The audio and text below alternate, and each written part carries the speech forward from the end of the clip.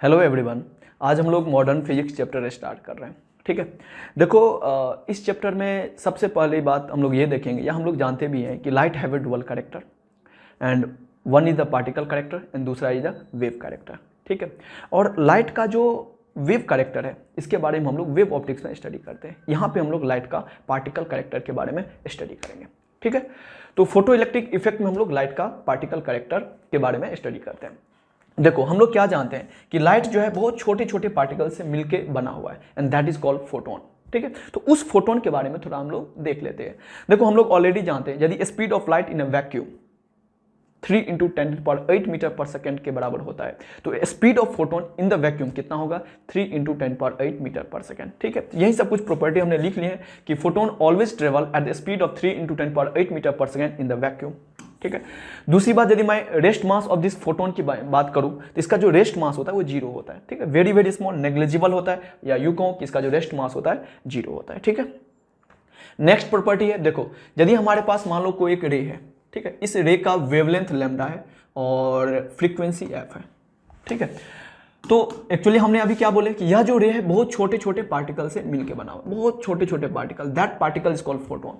ठीक है, तो जितने भी पार्टिकल है इस सभी के सभी पार्टिकल का वेवलेंथ लैम्डा होगा, फ्रीक्वेंसी क्या होगा एफ होगा। यानी कि इस रे का जितना वेवलेंथ और फ्रीक्वेंसी होता है उतना ही फोटोन का भी होता है। ठीक है, and energy of each photon, इस लाइट रे में जितने भी फोटोन है सभी के सभी फोटोन का जो एनर्जी होगा that is equal to hc/λ and momentum जो होता है वो h/λ होता है। ठीक है, यानी कि इसके जितने भी फोटोन होंगे सभी का सेम एनर्जी होता है and that equal to hc/λ and same momentum होता है that is equal to h/λ। ठीक है, यही बात हमने लिख भी दी है, all photon of light of a particular wavelength lambda have the same energy and same momentum. ठीक है, ये हमारे पास हो गया।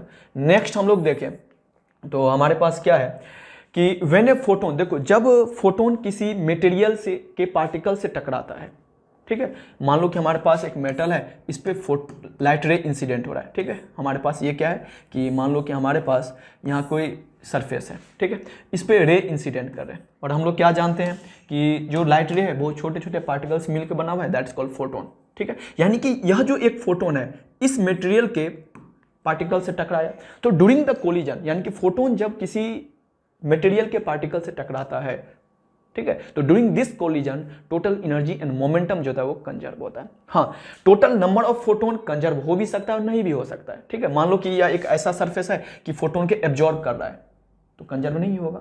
ठीक है, तो नंबर ऑफ फोटोन कंजर्व हो भी सकता है, नहीं भी हो सकता है, but total energy and momentum जो है मस्ट है कंजर्व होगा। यही बात हमने लिख भी ली है कि when photon collide with the material particle the total energy and total momentum remain conserved in such collision but number of photon may or may not be conserved। ठीक है, ये बात हो गया। ठीक है, यदि मैं फिफ्थ पॉइंट देखूं, देखो फिफ्थ पॉइंट में ये कहा जा रहा है कि मान लो कि हमारे पास कोई एक सरफेस है, ठीक है, और इस सरफेस का एरिया ए है, मान लो कि इस पर कोई रे इंसिडेंट हो रहा है, ठीक है, और इसका इंटेंसिटी आई है, वेवलेंथ लैम्डा है। ठीक है, हम लोग क्या चाहते हैं कि इस सरफेस पे इंटेंसिटी इंक्रीज हो जाए। ठीक है, देखो इंटेंसिटी होता है क्या, इंटेंसिटी होता है एनर्जी पर यूनिट टाइम पर यूनिट एरिया, तो E/TA।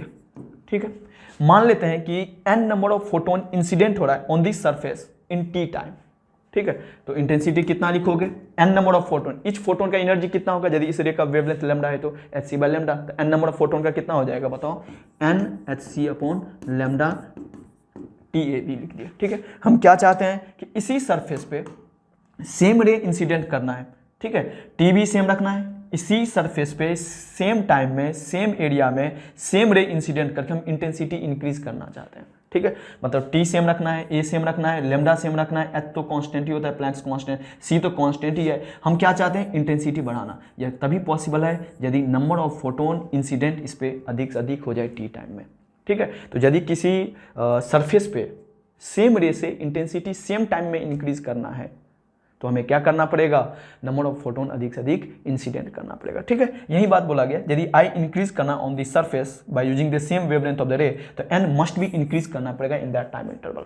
ठीक है, तो ये सभी प्रॉपर्टी आप लिख लो। नेक्स्ट यदि मैं देखूं तो नेक्स्ट हमारे पास है एक क्वेश्चन है, ठीक है।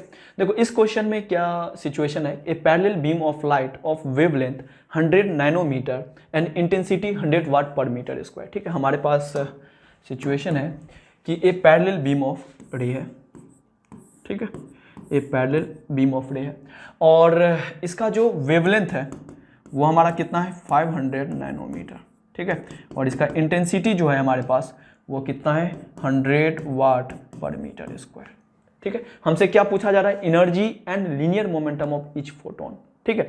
अब देखो कि इस रे है, रे बहुत छोटे छोटे पार्टिकल से मिलकर बना हुआ है, उसको हम लोग फोटोन कहते हैं, उस फोटोन का एनर्जी पूछा जा रहा है। तो हम लोग ऑलरेडी अभी पढ़े हुए हैं कि एनर्जी ऑफ ईच फोटोन क्या होता है hc/λ, यही ना कि एनर्जी E = hc/λ, ठीक है। हाँ देखो hc का वैल्यू आप याद कर लेना कि hc का वैल्यू होता है 12,400 12,400 इलेक्ट्रॉन वोल्ट एंगस्ट्रॉम में होता है, या यदि आपको चाहिए नैनोमीटर में तो 1240 इलेक्ट्रॉन वोल्ट नैनोमीटर होता है, ठीक है। अब देखो यहाँ जो लैम्डा हमें गिवन है नैनोमीटर में, तो एससी का वैल्यू ये वाला यूज कर लेते हैं 1240 electron volt nanometre divided by wavelength, wavelength कितना है 500 नैनोमीटर, ये और ये कैंसिल हो गया, ये आपके पास कितना आ जाएगा, ये चल गया और ये आपके पास आ जाएगा 2.8 इलेक्ट्रॉन वोल्ट, ठीक है। यानी कि energy of each photon of this रे कितना है 2.8 इलेक्ट्रॉन वोल्ट, ठीक है। नेक्स्ट पूछा गया लीनियर मोमेंटम, देखो मोमेंटम h/λ भी होता है, या आप ये भी बोल सकते हो h/λ, इस इक्वेशन से सोचो किसके बराबर होगा E/c, है ना।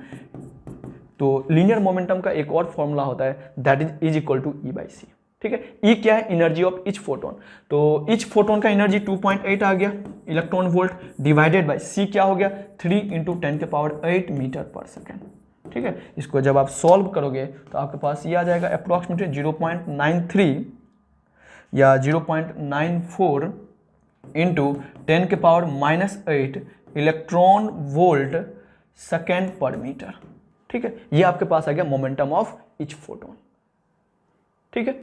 सेकेंड हमसे पूछा जा रहा है कि how many photon crosses 1 centimetre square perpendicular to the beam in 1 second, ठीक है। देखो इसके लिए भी हम लोग फॉर्मूला ये यूज कर सकते हैं, क्योंकि हमें इंटेंसिटी पता है I = nhc/λ होता है, ठीक है। यहाँ से n का ही वैल्यू निकालना है, तो हम लोग ये फॉर्मूला भी डायरेक्ट यूज कर लेंगे, ठीक है। तो देखो कि हमारे पास जो फॉर्मूला आया है, एक्चुअली क्वेश्चन ये कहा जा रहा है कि मान लो कि हमारे पास एक 1 सेंटीमीटर स्क्वायर का एरिया है और इस पर कोई परपेंडिकुलरली नॉर्मली कोई एक बीम है जो इंसिडेंट हो रहा है, इस बीम का वेवलेंथ हमें गिवन है 500 नैनोमीटर एंड इंटेंसिटी हमें गिवन है 100 वाट पर मीटर स्क्वायर, ठीक है। तो हम लोग ऐसे भी देख सकते हैं कि मान लेते हैं कि एक सेकेंड में इसमें n number of beam incident हुआ होगा, ठीक है। जैसे हमने यहाँ सोचे थे कि I = nhc/λ लाने में, सेम सिचुएशन वहाँ भी सोचेंगे और हमारे पास डायरेक्ट रिजल्ट ही हम यूज कर लेते हैं। तो I = nhc/λ, ठीक है, ये हमारे पास हो गया। तो यहाँ पे एक चीज़ देखो, I बराबर क्या लिख सकते हो, इसको यदि आप थोड़ा सा और मॉडिफाइड करोगे तो आपके पास आ जाएगा, इसी को क्या लिख सकते हैं n × hc/λ × TA लिख सकते हैं, ठीक है। तो हमारे पास जो यहाँ पे इंटेंसिटी है वह कितना है 100 वाट पर मीटर स्क्वायर, ठीक है। n हमें निकालना है, hc/λ के बारे में सोचो तो hc/λ क्या है, एनर्जी ऑफ ईच फोटोन, तो एनर्जी ऑफ ईच फोटोन कितना निकला हुआ है यहाँ 2.8 इलेक्ट्रॉन वोल्ट, तो 2.8। हाँ लेकिन एक चीज़ याद करना, यहाँ पे जो हम लोग यूनिट यूज करेंगे वो जूल वाला करना चाहिए, ठीक है। तो 2.8 इलेक्ट्रॉन वोल्ट है, तो यह कितने जूल के बराबर है 2.8 × 1.6 × 10⁻⁻19 जूल के बराबर है, ठीक है। तो 2.8 × 1.6 × 10⁻⁻19 हो जाएगा, इसका वैल्यू हमने लिख लिया।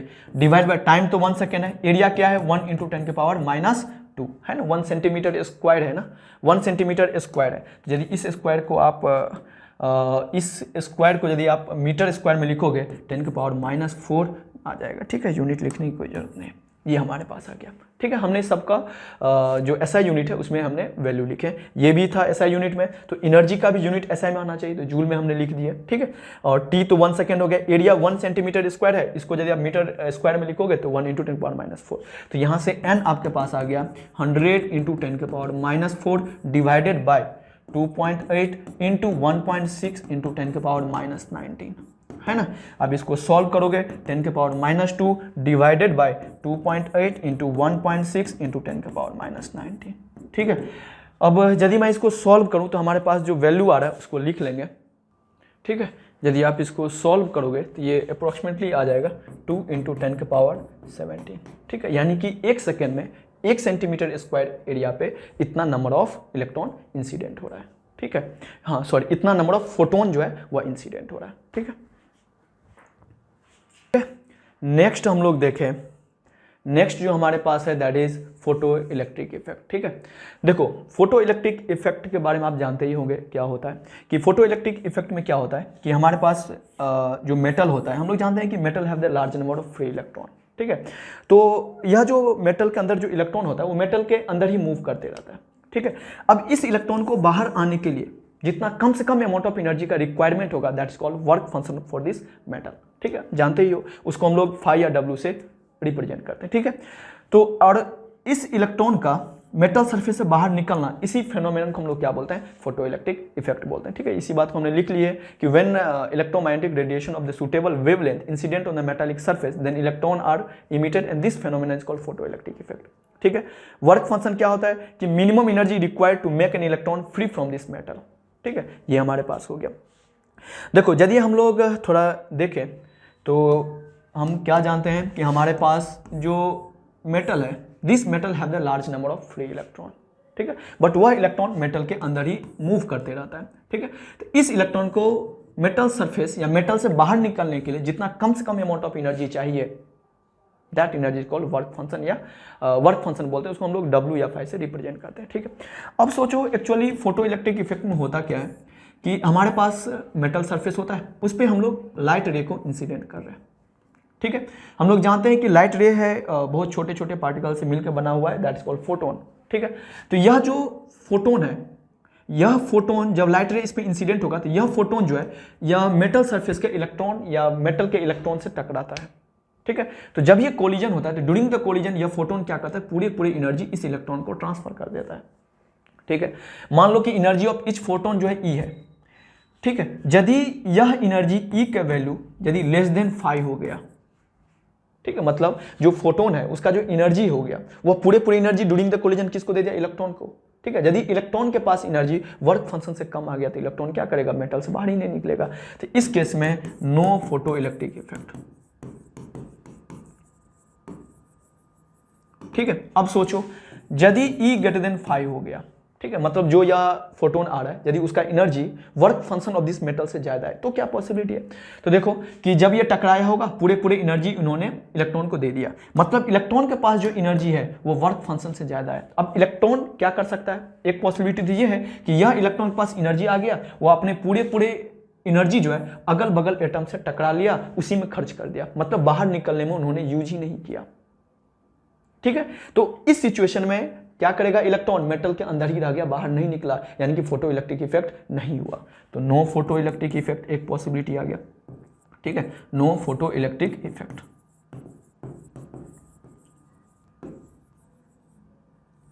ठीक है, अब दूसरा पॉसिबिलिटी क्या है कि जो इलेक्ट्रॉन को जो एनर्जी मिल रहा है यदि उस एनर्जी का यूज उन्होंने बाहर निकलने में कर दिया तो इलेक्ट्रॉन क्या करेगा, मेटल से निकल जाएगा, यानी कि फोटो इलेक्ट्रिक इफेक्ट हो जाएगा।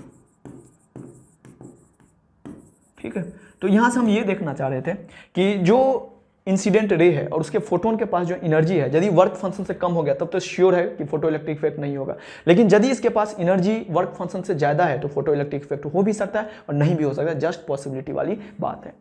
ठीक है, मतलब हम 100% श्योर नहीं कह सकते हैं कि मान लो कि हमारे पास एक मेटल है और इसका जो वर्क फंक्शन है मान लेते हैं कि 3 इलेक्ट्रॉन वोल्ट है। ठीक है, जो रे आ रहा है मान लो कि इसका एनर्जी जो है 4 इलेक्ट्रॉन वोल्ट है। ठीक है, जो भी रे आ रहा है उसके फोटोन का एनर्जी ऑफ ईच फोटोन ये है। ठीक है। तो हमसे पूछेगा क्या यहाँ फोटो इलेक्ट्रिक इफेक्ट होगा, 100% श्योर है? तो 100% नहीं श्योर है, हो भी सकता है नहीं भी हो सकता है, ठीक है। हाँ, यदि इसका एनर्जी 3 से कम होता है तो 100% श्योर है कि फोटो इलेक्ट्रिक इफेक्ट नहीं होगा। तो ये पॉसिबिलिटी वाली बात है, ठीक है। अब ठीक है, यहाँ तक हमने समझ गए। नेक्स्ट हमारे पास आता है maximum kinetic energy of ejected electron. देखो आप एक चीज़ देखो कि अब क्या क्या पॉसिबिलिटी है, एक बार हम लोग सोच लें कि देखो हमारे पास एक मेटल सरफेस है और इस पे इलेक्ट्रॉन इंसिडेंट हो रहा है, सॉरी इस पे लाइट रे इंसिडेंट हो रहा है और एनर्जी ऑफ ईच फोटोन जो है मान ले कि ग्रेटर देन 5 है, ठीक है, वर्क फंक्शन से ज़्यादा है, ठीक है। तो यह फोटोन इलेक्ट्रॉन से टकराया होगा, पूरे एनर्जी इस इलेक्ट्रॉन को दे दिया होगा, ठीक है। अब हमें यह देखना है कि किस सिचुएशन में maximum kinetic energy of ejected electron होगा, ठीक है। तब देखो इलेक्ट्रॉन के पास जो भी एनर्जी आया, यदि उस एनर्जी को सिर्फ और सिर्फ बाहर आने में यूज किया, ठीक है, तो बाहर आने के लिए इसको 5 एनर्जी यूज हो गया होगा, तो रिमेनिंग एनर्जी क्या बच गया होगा, E-5, यही क्या होगा, काइनेटिक एनर्जी होगा, ठीक है। और यदि यह इलेक्ट्रॉन अपना ऑसिलेशन या कोलिजन में कोई एनर्जी खर्च नहीं किया होगा, उस केस में मैक्सिमम एनर्जी ऑफ या maximum kinetic energy of ejected electron होगा, ठीक है। और वह होगा कितना, Kmax is equal to E-5। E क्या है, एनर्जी ऑफ ईच फोटोन, 5 क्या है, work function of this metal, ठीक है, ये आप जानते ही होंगे। तो Kmax इक्वल टू E-5 हो गया। E क्या है, एनर्जी ऑफ ईच फोटोन हो गया, और E को हम लोग क्या लिख सकते हैं, hc/λ-5, या फ्रीक्वेंसी के टर्म में कोई लिखे तो hν-5 भी लिख सकते हैं, ठीक है। तो हम लोग यहाँ से क्या देख रहे हैं कि Kmax is depend on the, Kmax है क्या, जो इलेक्ट्रॉन निकल रहा है उस इलेक्ट्रॉन का मैक्सिमम काइनेटिक एनर्जी, ठीक है। क्योंकि पॉसिबिलिटी वाली बात है, यदि आपके पास कोई मेटल सरफेस है, सॉरी यदि कोई मेटल है और इस पे यदि कोई लाइट रे इंसिडेंट कर रहे हो, ठीक है, एक एग्जांपल लेके सोचें, मान लिया जाए कि जो लाइट रे इंसिडेंट हो रहा है वो 100 इलेक्ट्रॉन वोल्ट का है, ठीक है, एनर्जी ऑफ ईच फोटोन, और इसका जो वर्क फंक्शन है मान लिया जाए 20 इलेक्ट्रॉन वोल्ट, ठीक है। हम ऐसे जस्ट एक एग्जांपल ले रहे हैं। तो देखो पहला केस कि यह फोटोन इलेक्ट्रॉन से टकराया, इलेक्ट्रॉन को पूरे एनर्जी दे दिया, इलेक्ट्रॉन ने क्या किया कि इस एनर्जी को ऑसिलेशन में खर्च कर दिया, बाहर निकलने में खर्च ही नहीं किया। इस केस में तो नो इमिजन हो गया, कोई इलेक्ट्रॉन का इमिजन ही नहीं होगा, पहला। दूसरा केस ऐसा मान लेते हैं कि इन्होंने कितना एनर्जी दिया होगा इलेक्ट्रॉन को, 100 इलेक्ट्रॉन वोल्ट, ठीक है।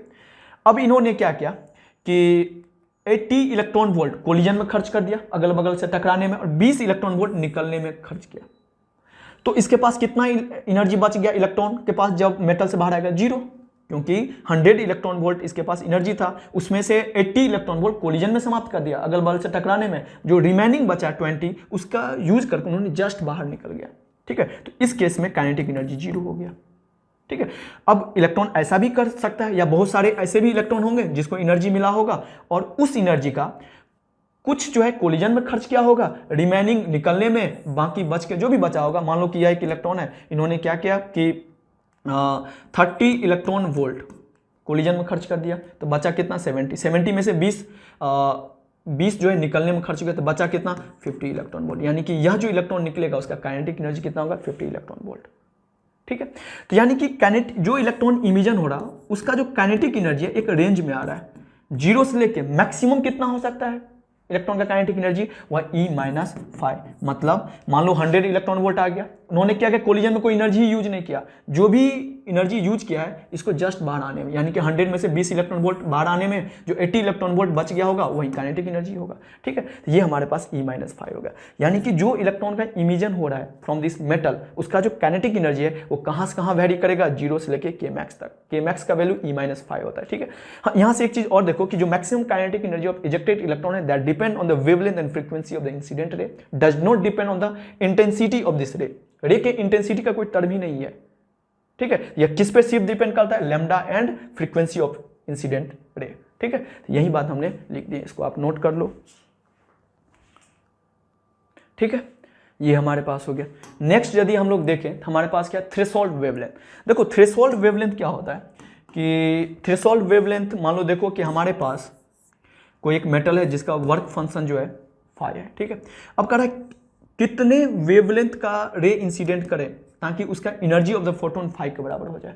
तो hc/λ, मान लो लैम्डा वेवलेंथ का रे इंसिडेंट क्या होगा, उसका एनर्जी 5 के बराबर, तो lambda is equal to hc/5।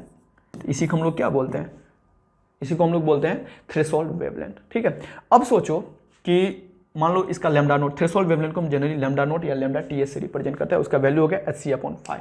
ठीक है, मान लो कि इस जो इंसिडेंट रे है यदि उसका wavelength less than lambda TH हो जाएगा, क्या इमिजन ऑफ इलेक्ट्रॉन होगा? क्योंकि वेवलेंथ कम कर रहे हैं, थ्रेशोल्ड से कम हो रहा है, तो एनर्जी क्या हो गया होगा? 5 से ज्यादा, बिकॉज एनर्जी होता है इनवर्सली प्रोपोर्शनल टू लैम्डा। यदि आप इसका वेवलेंथ थ्रेशोल्ड से कम करोगे तो जो इंसिडेंट फोटोन है उसका एनर्जी 5 से ज्यादा हो गया, वहां पॉसिबिलिटी है कि फोटो इलेक्ट्रॉन निकल जाए।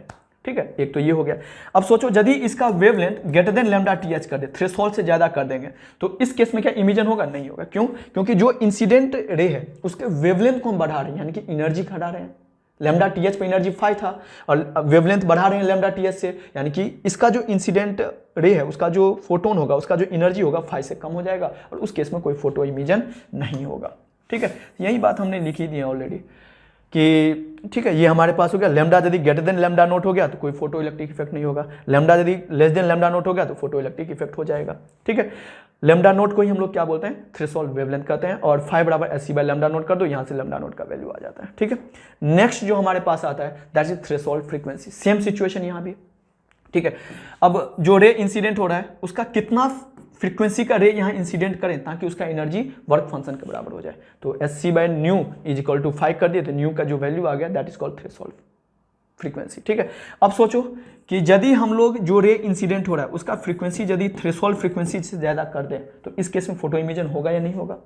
क्योंकि हम क्या जानते हैं, एनर्जी ऑफ फोटोन जो होता है hν होता है, यानी कि एनर्जी प्रोपोर्शनल टू फ्रीक्वेंसी होता है। यदि हम लोग थ्रेशोल्ड फ्रीक्वेंसी से ज्यादा बढ़ाएंगे इस रे का फ्रीक्वेंसी तो इसका जो एनर्जी होगा या एनर्जी ऑफ इंसिडेंट रे वो क्या होगा? वर्क फंक्शन से ज्यादा हो जाएगा और इमिजन हो जाएगा। यदि आप इसका फ्रीक्वेंसी कम कर दोगे तो एनर्जी कम हो जाएगा वर्क फंक्शन से, इस केस में फोटो इमिजन नहीं होगा। ठीक है, तो ये हमारे पास हो गया। यही चीज हमने यहाँ लिख भी दी है कि लैम्डा हमने एक सबसे पहले क्या किया कि न्यू नॉट निकाल लिया। ठीक है, hc/5। ठीक है, न्यू थ्रेशोल्ड फ्रीक्वेंसी क्या? वह फ्रीक्वेंसी जिस फ्रीक्वेंसी पे energy of incident ray = work function of the matter. ठीक है, तो ये हमारे पास है कि यदि बढ़ाओगे तो फोटो इलेक्ट्रिक इफेक्ट हो जाएगा, घटाओगे तो फोटो इलेक्ट्रिक इफेक्ट नहीं होगा। ठीक है, इसको आप नोट कर लो। चलो नेक्स्ट हम लोग देख रहे हैं एक्सपेरिमेंटल अरेंजमेंट। एक्सपेरिमेंटल अरेंजमेंट में क्या है कि हम लोग यहाँ देखेंगे कि फोटो इलेक्ट्रिक इफेक्ट किस टाइप से यहाँ होता है, और साथ ही साथ हम ये भी देखेंगे कि फोटो करंट किस वे में यहाँ वेरी करेगा। ठीक है, अब यहाँ पे आप ये सोचना है, हमें एक्चुअली यहाँ पे मेनली हम लोग ग्राफ भी देखते हैं। ठीक है, देखो यहाँ पे हम लोग क्या किए हैं कि हमारे पास यह एक प्लेट है, कैथोड हो गया, दूसरा एनोड हो गया, इसको हम एक बैटरी से कनेक्ट किए। ठीक है, थोड़ा हम सिचुएशन को थोड़ा पहले समझ लें कि देखो यह जो इंसिडेंट रे है, इस रे का जो वेवलेंथ है वो हमने लेस देन लैम्डा नोट कर दिया, मतलब threshold wavelength of this surface से कम है। ठीक है, lambda is less than threshold wavelength, यानी कि इसका जो एनर्जी आ जाएगा, एनर्जी इसके वर्क फंक्शन से ज्यादा हो गया, यानी कि यहाँ पे इलेक्ट्रॉन का इमिजन हो सकता है। ठीक है, यहाँ पे क्या होगा? इलेक्ट्रॉन का इमिजन हो जाएगा। ठीक है, जब ये इलेक्ट्रॉन इमिजन होगा तो इलेक्ट्रॉन यहाँ जमा हो जाएगा, है ना, इलेक्ट्रॉन क्लाउड यहाँ आ जाएगा। ठीक है, अब सोचो इनिशियली हम ऐसा सोचते हैं कि यहाँ पे कोई बैटरी नहीं था, ऐसा था, तो क्या इस केस में करंट फ्लो होगा? इसमें होगा, क्योंकि देखो कि यहाँ पे इलेक्ट्रॉन है, इलेक्ट्रॉन में क्या होगा? रिपल्सन होगा, रिपल्सन के कारण कुछ इलेक्ट्रॉन इससे दूर भागेंगे और some electron are able to reach at this plate. ठीक है, तो जब ये इलेक्ट्रॉन यहां से चला और यहां पे आ गया, फिर वो इस वायर के थ्रू फ्लो हो जाएगा। ठीक है, यानी कि चार्ज का फ्लो रहता है, करंट तो एस्टैब्लिश होगा। तो हमने क्या देख रहे हैं कि यदि हम लोग, हाँ, जो करंट एस्टैब्लिश होता है that current is called photo electric current. यदि हम लोग फोटो इलेक्ट्रिक करंट वर्सेस या जो अप्लाइड वोल्टेज था उसका ग्राफ बनाए, तो जब अप्लाइड वोल्टेज 0 है तो भी कुछ करंट फ्लो होता है। ठीक है, मान लिए कि ये करंट फ्लो हो रहा है। ठीक है, अब हम लोग क्या कर रहे हैं कि अब हम लोग यहाँ एक बैटरी लगा रहे हैं। ठीक है, इसका नेगेटिव पोटेंशियल ये हो गया, पॉजिटिव पोटेंशियल ये। ठीक है, अब सोचो क्या होगा? अब क्या होगा? यहाँ पे नेगेटिव चार्ज, यहाँ पे पॉजिटिव चार्ज आ गया। ठीक है, बैटरी का यह नेगेटिव चार्ज इलेक्ट्रॉन को रिपल करेगा। इलेक्ट्रॉन जितना ज्यादा यहाँ से रिपल होगा, दूर भागेगा, उतना ही ज्यादा इलेक्ट्रॉन यहाँ पहुंचेगा, उतना ही ज्यादा करंट फ्लो होगा। ठीक है, यानी कि इसको लगाने से करंट का वैल्यू बढ़ गया, फ्लो ऑफ चार्ज इंक्रीज हो गया। ठीक है, अब हम लोग क्या करें? इसको और बढ़ा रहे हैं, इसके बैटरी का वैल्यू जो है बढ़ा रहे हैं। जितना बढ़ाएंगे उतना ज्यादा नेगेटिव एंड पोटेंशियल यहाँ पॉजिटिव आ जाएगा, उतना ज्यादा यहाँ इलेक्ट्रॉन से दूर भागेगा रिपल्सन कारण, उतना ज़्यादा इलेक्ट्रॉन यहाँ पहुँचेगा। मतलब ज्यों ज्यों आप इसको बढ़ाते जाओगे यहाँ से अधिक नंबर ऑफ इलेक्ट्रॉन जो है फ्लो होना स्टार्ट हो जाएगा, यानी कि अधिक से अधिक करंट इस सर्किट में एस्टैब्लिश होगा। यानी कि हमने क्या देखे कि यदि हम लोग इस V का वैल्यू बढ़ा रहे हैं तो करंट जो है बढ़ रहा है, फोटो इलेक्ट्रिक करंट का वैल्यू बढ़ रहा है। अब क्या होगा, आप इसको बढ़ाते गए एक ऐसा सिचुएशन आएगा जहां पे सभी के सभी इलेक्ट्रॉन जो है यहां से यहां चला जाएगा, सभी के सभी इलेक्ट्रॉन यहां सर्किट कंप्लीट कर लिया। ठीक है, आपने क्या किया और बढ़ा रहे थे, उसके बाद क्या होगा, उसके बाद तो कोई कांस्टेंट हो जाएगा, मैक्सिमम जितना यहां से यहां चार्ज का फ्लो हो सकता है जितना यहां इलेक्ट्रॉन है। ठीक है, तो जब एक बार सेचुरेशन आ जाएगा, मतलब जितना इलेक्ट्रॉन यहां था सभी के सभी इलेक्ट्रॉन जब यहां पहुंच जाएगा, उसके बाद आप कितना भी इसका वैल्यू बढ़ाओ, फ्लो मतलब अमाउंट ऑफ चार्ज फ्लो जो होगा कांस्टेंट हो जाएगा, या यूं कहूं करंट का वैल्यू कांस्टेंट हो जाएगा, और उसी सिचुएशन को क्या बोलते हैं, सेचुरेशन करंट भी बोलते हैं। ठीक है, तो यदि हम लोग ग्राफ बनाए तो हमने क्या देखे कि V के वैल्यू जो बढ़ाए करंट बढ़ते गया, एक समय के बाद कांस्टेंट हो गया। ठीक है, ये I वर्सेस V, I क्या है, फोटो इलेक्ट्रिक करंट। ठीक है, ये सब आप जानते ही होंगे, ये हमारे पास हो गया। नेक्स्ट, ठीक है, ये हमने समझने के लिए ये सब बना दिए थे। ठीक है, ये हमारे पास हो गया, तो ये हमारे पास इलेक्ट्रॉन था, ये इधर जा रहा था और ये हमारे पास हो गया। ठीक है, तो ये हो गया। तो यदि हम लोग यहाँ पे देखें, हमारे पास एक ग्राफ भी बनाना है कि यदि हम लोग ग्राफ को देखें तो I वर्सेस V का ग्राफ बनाना था। ठीक है, तो हमने क्या देखे ग्राफ में, I वर्सेस V के ग्राफ में हमने क्या देखे कि जब V 0 था तो भी करंट फ्लो था, और V का वैल्यू जो जो बढ़ाते गए एक समय के बाद कांस्टेंट हो गया। ठीक है, इस कांस्टेंट करंट को क्या बोलते हैं, IS बोलो, सैचुरेशन करंट बोलते हैं। ठीक है, अब हम लोग एक चीज और देख लेते हैं कि देखो कि यहाँ पे जब रे इंसिडेंट हुआ होगा तो क्या सिचुएशन हुआ होगा कि इलेक्ट्रॉन यहाँ एक्मुलेट होगा, जमा होगा। ठीक है, अब हम लोग क्या कर रहे हैं कि यहाँ पे पॉजिटिव टर्मिनल हो गया बैटरी का, यहाँ पे नेगेटिव, इस तरीके से हम लोग बैटरी को कनेक्ट कर रहे हैं। तो यहाँ पे क्या होगा, पॉजिटिव हो गया, यहाँ पे नेगेटिव हो गया। ठीक है, अब क्या करेगा, यह जो पॉजिटिव चार्ज है इस इलेक्ट्रॉन को अपने ओर खींचेगा, तो इलेक्ट्रॉन को यह सर्किट मतलब इलेक्ट्रॉन को यहाँ से यहाँ नहीं जाने देगा ये पॉजिटिव चार्ज। क्यों, क्योंकि ये अपने तरफ अट्रैक्ट करेगा। ठीक है, तो पहले मान लो V का वैल्यू स्मॉल था तो पॉजिटिव चार्ज कम होगा, कम इलेक्ट्रॉन को अट्रैक्ट करेगा, तो कुछ ना कुछ इलेक्ट्रॉन यहाँ से यहाँ जाएगा, इस प्लेट से इस प्लेट पे अपना सर्किट कंप्लीट कर लेगा, करंट एस्टैब्लिश होगा। ठीक है, अब क्या करो कि इस नेगेटिव पोटेंशियल जो है इसका वैल्यू बढ़ाते जाओ, एक ऐसा समय आएगा जब पूरे के पूरे इलेक्ट्रॉन यहाँ चिपक जाएगा, कोई भी इलेक्ट्रॉन यहाँ से यहाँ नहीं जाएगा और सर्किट में करंट फ्लो 0 हो जाएगा। तो हमने क्या देखे कि जब यहाँ पॉजिटिव प्लेट आया था और यहाँ पे नेगेटिव, और इसके वैल्यू जो जो हम बढ़ाते जाएंगे तो यहाँ पे पॉजिटिव बढ़ते जाएगा, जो जो बढ़ते जाएगा तो इलेक्ट्रॉन को ये अपने तरफ खींचते रहेगा, और नंबर ऑफ इलेक्ट्रॉन यहाँ से यहाँ जाने का घटते रहेगा। ठीक है, बढ़ाते जाओ, एक ऐसा सिचुएशन आएगा जो भी एक भी इलेक्ट्रॉन यहाँ से यहाँ नहीं जाएगा। ठीक है, और उस सिचुएशन में क्या हो जाएगा, करंट फ्लो 0 हो जाएगा, और उसी पोटेंशियल यानी कि वह कम से कम potential, the minimum negative potential at which photo current is 0, that is called stopping potential.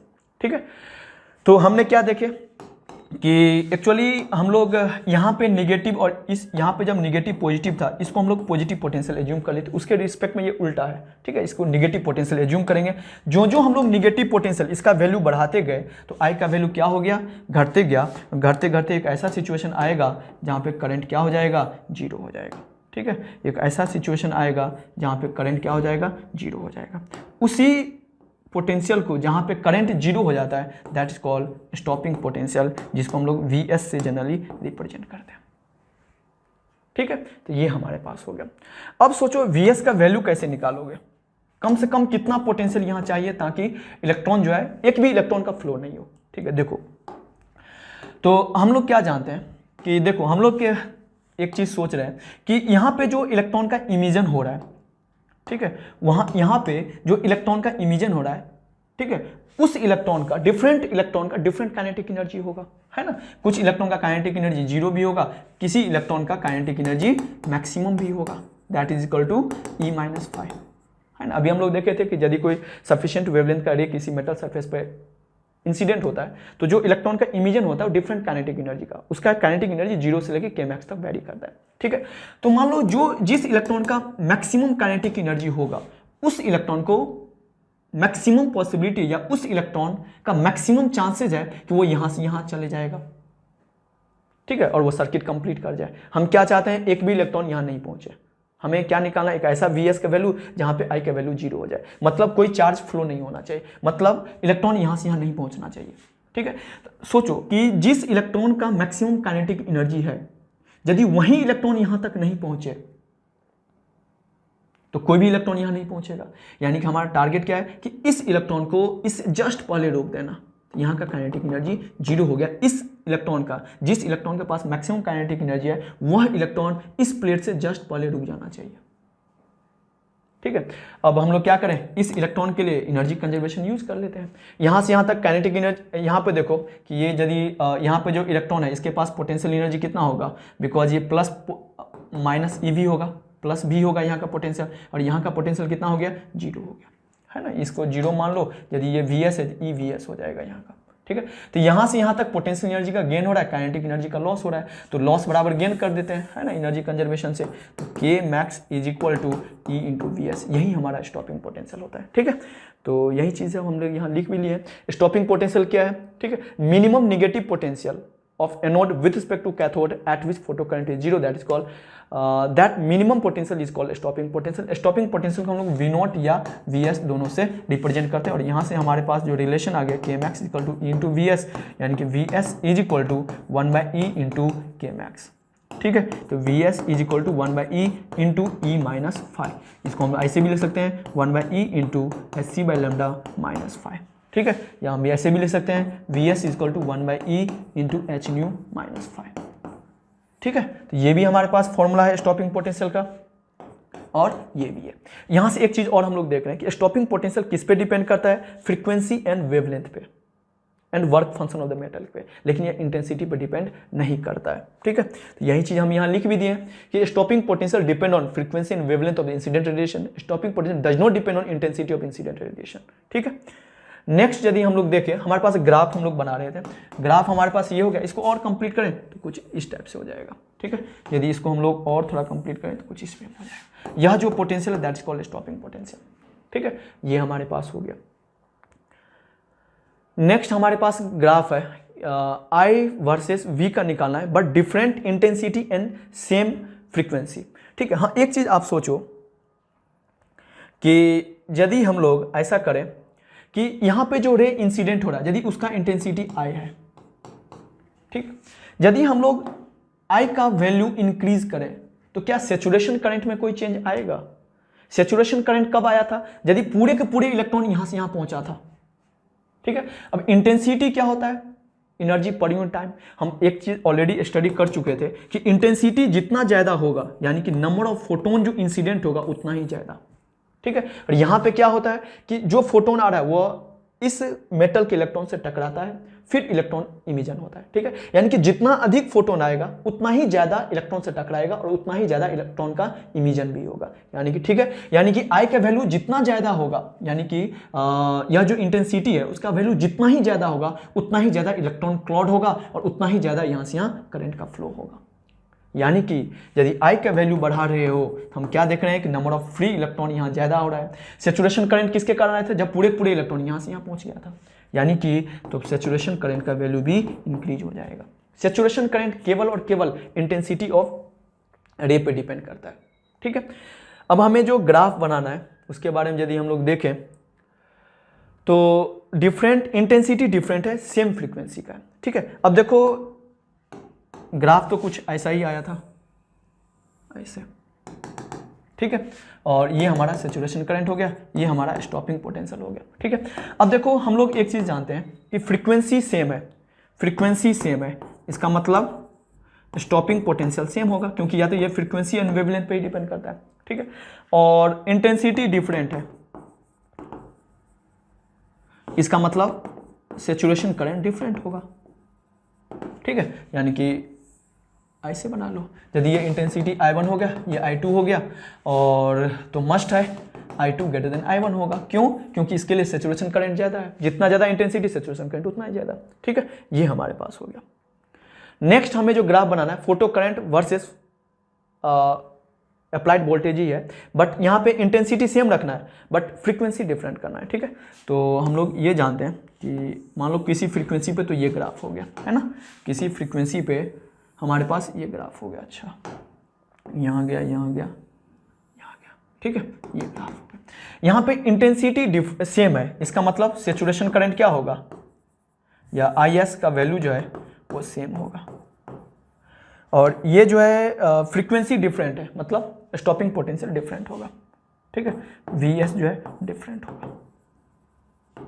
तो कुछ ग्राफ ये हो जाएगा कि यदि मैं देखूं तो हमारे पास ये तो डिफरेंट हो गया, यहाँ का स्टॉपिंग पोटेंशियल VS1, यहाँ का VS2, ये सेम रखना है, तो कुछ इस टाइप से हो गया, ठीक है। सेचुरेशन करंट सेम हो गया, स्टॉपिंग पोटेंशियल डिफरेंट हो गया, ठीक है, इसको आप नोट कर लो, ठीक है। ये हमारे पास हो गया। मान लो कि ये फ्रीक्वेंसी ν1 पे होगा, ये ν2 पे, दोनों में कौन बड़ा होगा, बिकॉज स्टॉपिंग पोटेंशियल, क्योंकि हम लोग देखो क्या जानते हैं कि हमारे पास जो रिलेशन था, देखो जो स्टॉपिंग पोटेंशियल वो फ्रीक्वेंसी के प्रोपोर्शनल है ना, मतलब इस जिसका वैल्यू फ्रीक्वेंसी ज़्यादा होगा उसके लिए स्टॉपिंग पोटेंशियल भी ज़्यादा होगा। तो यदि मैं यहाँ पे देखूँ तो स्टॉपिंग पोटेंशियल का मैग्नीट्यूड जो है इसके लिए ज़्यादा है ना, यानी कि इसका फ्रीक्वेंसी ज़्यादा होगा, तो ν1 ग्रेटर देन ν2, ठीक है, ये हमारे पास हो गया। Next, maximum kinetic energy of ejected electron versus 1/λ या फ्रीक्वेंसी, ठीक है। देखो सिंपल है कि K max is equal to क्या होता है, E माइनस फाइव, E को क्या लिखोगे, SC/λ माइनस फाइव, है ना, तो K max is equal to this हो गया। अब हमें K max y एक्सिस पे है तो इसको हम y लिख दे, और HC 1/λ हम x एक्सिस पे, तो SC into x minus five. तो ये देखो ये स्ट्रेट लाइन का क्वेश्चन आ गया ना, y equal to mx plus minus c इस फॉर्मेट में, ठीक है। तो यदि आप इसका स्लोप देखोगे तो पॉजिटिव स्लोप आ रहा है, ठीक है, कुछ इस वे में होगा, ठीक है। तो ये हमारे पास हो गया, और यदि यह एंगल मान लो थीटा मान लोगे तो इसका जो स्लोप होगा tan theta that is equal to कितना लिखोगे, tan theta is equal to HC, ठीक है, ये हमारे पास हो गया, इसको आप नोट कर लो, ठीक है, ये हमारे पास हो गया। नेक्स्ट यदि मैं देखूं, हाँ यहाँ से आप ये भी लिख सकते हो कि इसका जो वैल्यू होगा वो कितना हो जाएगा, बताओ। यहाँ पे क्या होगा, K max 0 है तो यहाँ पे K max 0 कर दो, K max 0 करोगे तो 1/λ यानी कि SC/λ इज इक्वल टू 5 हो गया, तो 1/λ इज इक्वल टू 5/SC, है ना। तो ये जो पॉइंट है उसका वैल्यू होगा 5/HC, ठीक है, ये सब तो कर ही लेंगे। नेक्स्ट हमें देखना है स्टॉपिंग पोटेंशियल वर्सेस 1/λ, ठीक है। हम लोग क्या जानते हैं, relation K max is equal to E into VS, है ना, तो VS is equal to 1/E SC/λ minus 5। तो ये हमारे पास हो गया VS is equal to SC/E into 1/λ minus 5/E। देखो ये हमारा y फिर से वही स्ट्रेट लाइन का इक्वेशन आ गया, और पॉजिटिव स्लोप है कुछ इस टाइप से, ठीक है। मान लो ये एंगल थीटा हो गया, तो tan theta is equal to कितना लिखोगे, tan theta is equal to SC/E, ठीक है। हाँ यदि आप ये देखोगे तो यह जो इंटरसेक्ट कर रहा है y एक्सिस पे, या इंटरसेप्ट जो होगा इसका कुछ, वो यहाँ से यहाँ कितना हो जाएगा, तो यहाँ पे देखो यहाँ हमारे पास स्टॉपिंग पोटेंशियल है, स्टॉपिंग पोटेंशियल को हमने क्या रखना है यहाँ पे हमें इसका वैल्यू 0 हो गया, तो ये 5/E हो गया, ठीक है।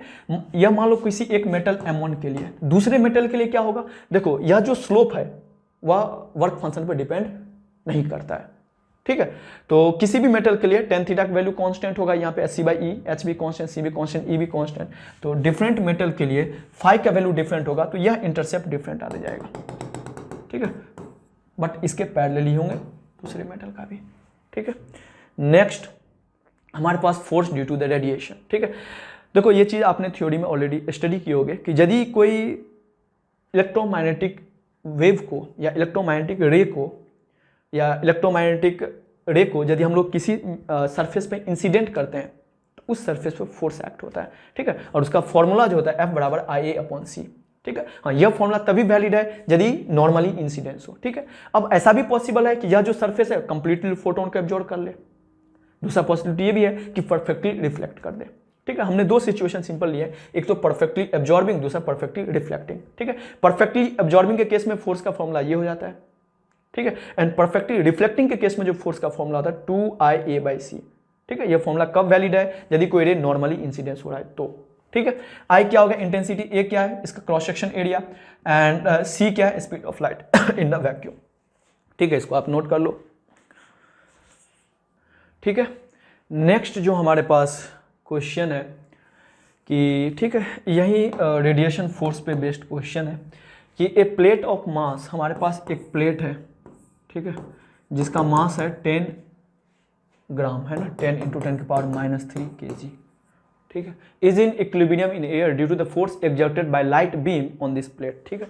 जरूर लाइट बीम इधर से इंसिडेंट हुआ होगा, ठीक है। इस लाइट बीम कारण इस पे फोर्स मान लो F लगा होगा, ठीक है। And calculate the power of beam assume plate is perfectly absorbing, ठीक है।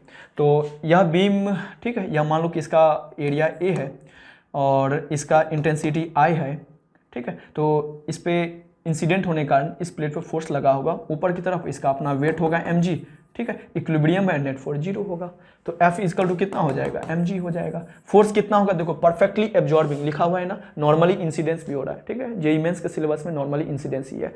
तो इस केस में क्या हो जाएगा formula? IA/c is equal to mg। I into A क्या हो गया? पावर। इंटेंसिटी इंटू एरिया क्या होता है बताओ? इंटेंसिटी क्या होता है? एनर्जी पर यूनिट टाइम पर यूनिट एरिया। एनर्जी पर यूनिट टाइम पर यूनिट एरिया, यही तो पावर है। तो पावर बराबर क्या होगा? Intensity to area. तो P/c is equal to mg।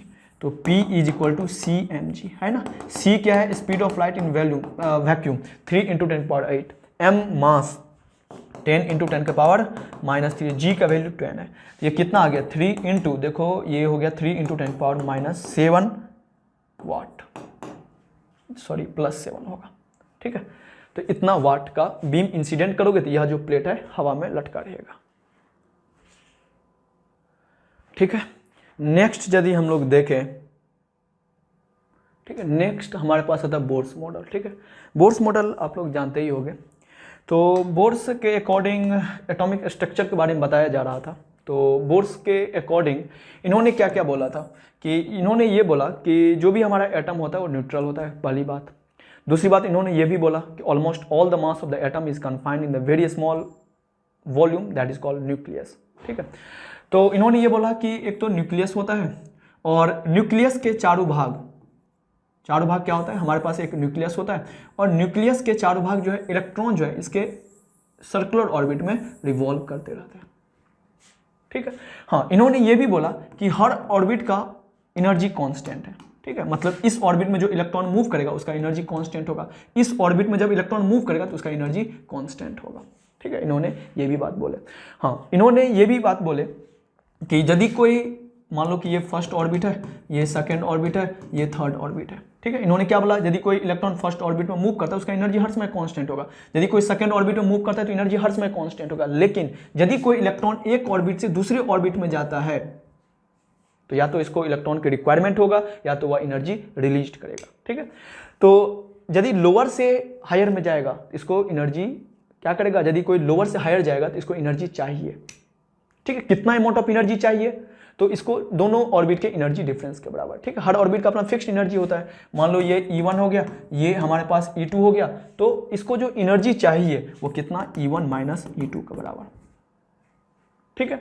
यदि कोई इलेक्ट्रॉन हायर ऑर्बिट से लोअर ऑर्बिट में आता है तो एनर्जी रिलीज करता है in the form of photon. वो कितना एनर्जी रिलीज करेगा? एनर्जी डिफरेंस, उस दो ऑर्बिट का जो भी एनर्जी डिफरेंस होगा उसी के बराबर फोटोन एनर्जी रिलीज करेगा, ठीक है। ये भी बात उन्होंने बोला।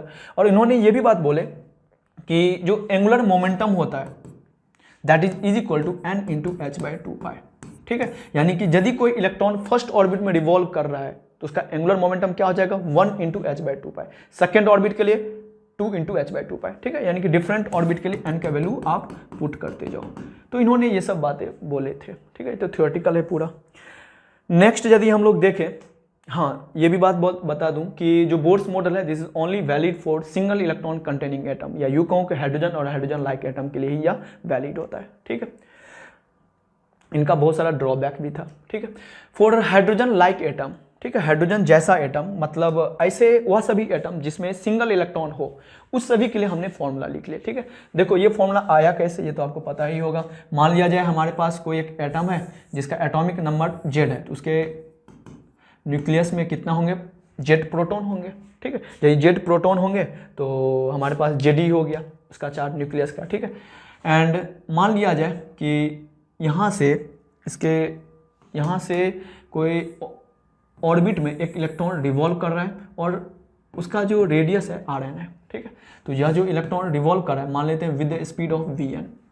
ठीक है, एक बात हम लोग जानते हैं कि यदि कोई पार्टिकल सर्कुलर पाथ में मूव कर रहा है तो उसको नेसेसरी सेंट्रीपिटल फोर्स चाहिए। सेंट्रीपिटल फोर्स कौन प्रोवाइड करेगा, यहाँ इलेक्ट्रोस्टैटिक फोर्स। ठीक है, तो इस दोनों के बीच में अट्रैक्टिव फोर्स लगेगा। ठीक है, उसके कारण क्या होगा यहाँ पे, उसके कारण नेसेसरी सेंट्रीपिटल फोर्स प्रोवाइड होगा और इसके कारण यह रिवॉल्व करेगा। ठीक है, तो electrostatic force is equal to m into M V N square by R N करेंगे, है ना। जो भी इलेक्ट्रोस्टैटिक फोर्स होगा k into Z E into E के Q one Q two by R square, तो R N square is equal to M V square by R, एक equation. दूसरा equation M V N R N angular momentum is equal to N into H by two by. ठीक है, ये nth orbit है। ये सब already आप study किए होंगे। इस सभी को आप सॉल्व करोगे तो आपके पास आर एन का वैल्यू आ जाएगा। हाँ, ये याद रखना है। रेडियस ऑफ nth ऑर्बिट क्या होता है, 0.53 angstrom into n square by Z. N क्या है, जिस ऑर्बिट का आप रेडियस निकालना चाहते हो। फर्स्ट ऑर्बिट के लिए n1 हो जाएगा, सेकंड के लिए 2। जेड क्या है, जो भी एटम है उसका एटॉमिक नंबर। ठीक है, स्पीड की मैं बात करूं, speed of electron revolving in nth orbit 2 into 1.9 10.6 into Z by n. ठीक है, एनर्जी के लिए हमारे पास ये होता है -13.6 into Z square by n square electron volt. ठीक है, अब देखो एक तो इस सिस्टम के लिए मैं बात करूं तो इलेक्ट्रॉन के पास एक काइनेटिक एनर्जी होगा, एक इलेक्ट्रोस्टैटिक पोटेंशियल एनर्जी होगा एंड टोटल एनर्जी होगा, kinetic energy plus potential energy. ठीक है, यदि आप कैलकुलेट करोगे तो आप देखोगे कि टोटल एनर्जी है minus of kinetic energy that is equal to potential energy by 2। ठीक है, तो इस सभी को आप नोट कर लो। ठीक है, तो इस फॉर्मूला को यूज करके हम लोग डिफरेंट ऑर्बिट का रेडियस, डिफरेंट ऑर्बिट में जो इलेक्ट्रॉन रिवॉल्व कर रहा है उसका स्पीड और एनर्जी भी निकाल सकते हैं। ठीक है, सिंपल एन और जेड का वैल्यू पुट करते जाओ। नेक्स्ट हमारे पास आता है फॉर हाइड्रोजन एटम। देखो आपको पता ही होगा ये सब कि जो हाइड्रोजन एटम होता है उसमें फर्स्ट ऑर्बिट जो होता है उनका जो एनर्जी होता है -13.6 इलेक्ट्रॉन वोल्ट। ठीक है, सेकेंड के लिए हमने ये कैसे निकाल लिया, देखो यहाँ पे हाइड्रोजन के लिए मैं बात कर रहा था ना, तो एनर्जी की बात कर रहा था। Z1 होगा हाइड्रोजन के लिए N1 फर्स्ट ऑर्बिट के लिए, तो -13.6 आ गया। सेकंड के लिए क्या हो जाएगा, -13.6 इंटू 1/4, तो 13.6 डिवाइड बाय 4 करोगे तो आपके पास आ जाएगा 3.4। ठीक है, तो फर्स्ट ऑर्बिट का एनर्जी, सेकंड, थर्ड, फोर्थ, इस तरह से आप एनर्जी ऑफ ईच ऑर्बिट निकाल सकते हो। ठीक है, अब देखो कि जब कभी भी इलेक्ट्रॉन हायर ऑर्बिट से लोअर ऑर्बिट में आता है तो एनर्जी रिलीज होता है in the form of photon. उस फोटोन का आप वेवलेंथ भी निकाल सकते हो, उस फोटोन का आप फ्रीक्वेंसी भी निकाल सकते हो। कैसे, सिंपल सा होता है। अब क्या करो, जिस दो ऑर्बिट के बीच में एनर्जी का ट्रांजिशन हो रहा है उस दोनों का एनर्जी डिफरेंस निकाल लो। ठीक है, delta E, and that delta E is equal to H C by lambda कर दो, यहां से लैम्डा आ जाएगा। Delta E is equal to H nu कर दो, यहां से फ्रीक्वेंसी आ जाएगा। ठीक है, तो ये हमारे पास हो गया। यदि आप मान लो कि कोई एक इलेक्ट्रॉन है जो mth ऑर्बिट से nth ऑर्बिट में आ रहा है, तो क्या करेगा, हायर से लोअर में आ रहा है तो एनर्जी रिलीज क्या होगा, और energy release in the form of photon होगा। उस फोटोन का वेवलेंथ मुझे चाहिए, तो एक या तो डेल्टा ई बराबर एच सी बाई लैम्डा कर दो, या डायरेक्ट आपको फॉर्मूला भी याद होना चाहिए, 1 by lambda is equal to R Z square into 1 upon n square minus 1 upon M square. ठीक है, ये फॉर्मूला होता है, पता ही होगा आपको। ये भी इसी से आया, energy difference is equal to H C by lambda, तो 1 बाय लैम्डा यहाँ से आया। ठीक है, आर क्या है, रडवर्थ कांस्टेंट, और इसका जो वैल्यू होता है 1.097 इंटू 10 के पावर 7 मीटर इनवर्स। ठीक है, और जेड का वैल्यू पुट कर दोगे एटॉमिक नंबर, जहां से जहां ट्रांजिशन हुआ है उसके लिए एन और एम का वैल्यू पुट कर दोगे। ठीक है, इसको आप नोट कर लो। ठीक है, तो ये हमारे पास डायरेक्ट फॉर्मूला है जिसको आप यूज भी कर सकते हो। देखो दूसरा जो हमारे पास है हाइड्रोजन एटम के लिए मैं बात कर रहा था। देखो यदि इलेक्ट्रॉन का ट्रांजिशन सेकंड ऑर्बिट से फर्स्ट ऑर्बिट में हुआ है, या थर्ड से फर्स्ट में हुआ है, या फोर्थ से फर्स्ट में हुआ है, या फिफ्थ से फर्स्ट में हुआ है, such type of transition is called Lyman series spectrum. ठीक है, तो लाइमन सीरीज के लिए यदि मैं बात करूं तो फाइनल फिक्स है 1 ही होगा, इनिशियल कुछ भी हो सकता है 1 से ज्यादा। ठीक है, ये हो गया। हाँ, इस केस में जो वेवलेंथ आ रहा है, मतलब जो भी फोटोन का इमिशन हो रहा है उसका जो वेवलेंथ आ रहा है वो देखा गया अल्ट्रा वायलेट रीजन में लाई करता है। ठीक है, तो ये हमारे पास। हाँ, आपसे ये भी पूछा जा सकता है कभी कभी कि लाइमन सीरीज में जो लाइमन सीरीज स्पेक्ट्रम का मैक्सिमम वेवलेंथ कितना होगा, यही छोटा छोटा चीज पूछा जाता है। तो क्या होगा, तो मैक्सिमम वेवलेंथ हमसे पूछा जा रहा है लाइमन सीरीज के लिए, ये बात तो फिक्स है, लाइमन सीरीज के लिए एन फाइनल 1 ही होगा, ये तो फिक्स होगा। लेकिन इनिशियल तो कुछ भी हो सकता है, 2 3 4 5 6 कुछ भी हो सकता है। लेकिन हमसे क्या पूछा गया है, maximum wavelength of Lyman series spectrum. Wavelength maximum मतलब एनर्जी क्या होना चाहिए, मिनिमम। तो एनर्जी मिनिमम कब है, इस दोनों के ट्रांजिशन का। यानी कि यदि हमसे कोई ये पूछा जाता है कि maximum wavelength of Lyman series spectrum तो उसके लिए इनिशियल 2 होगा और फाइनल 1 होगा, ठीक है। हाँ, यदि ये पूछा जाता है कि minimum wavelength of Lyman series spectrum, wave minimum यानी कि एनर्जी मैक्सिमम, तो मैक्सिमम एनर्जी कब इमिट होगा, यदि n इंफिनिटी से फर्स्ट में ट्रांजिशन हो, ठीक है। तो यदि हमसे ये पूछा जाता कि लैम्डा मैक्सिमम निकालना है, तो उस केस में ट्रांजिशन ले लेते, n फाइनल तो 1 ही होगा और n इनिशियल हो जाता 2, ठीक है। लेकिन यदि आपसे लैम्डा मिनिमम पूछा जाएगा, मतलब मैक्सिमम एनर्जी रिलीज होना चाहिए, तो किस ट्रांजिशन का मैक्सिमम होगा, तो फाइनल तो 1 ही होगा लाइमन के लिए, इनिशियल इन्फिनिटी होगा, मतलब इन्फिनिटी से इस पे गिरेगा, उस केस में मैक्सिमम एनर्जी डिफरेंस होगा और maximum energy of the photon released होगा, ठीक है। ये क्वेश्चन पूछा जाता है। नेक्स्ट यदि आपसे पूछा जाता है, हाँ ये भी पूछा जाता है, लाइमन सीरीज स्पेक्ट्रम किस रीजन में लाई करता है, अल्ट्रावायलेट में। बाल्मर सीरीज की मैं बात करूं तो बाल्मर सीरीज के लिए क्या होता है, फाइनल तो 2 होता है और इनिशियल कुछ भी हो सकता है, 2 से ज्यादा 3 4 5 6 7, ठीक है। इस केस में यदि minimum wavelength of this spectrum निकालोगे तो मिनिमम वेवलेंथ 2 से 3 होगा, सॉरी मिनिमम वेवलेंथ मतलब मैक्सिमम एनर्जी तो 2 से इन्फिनिटी हो जाएगा, ठीक है।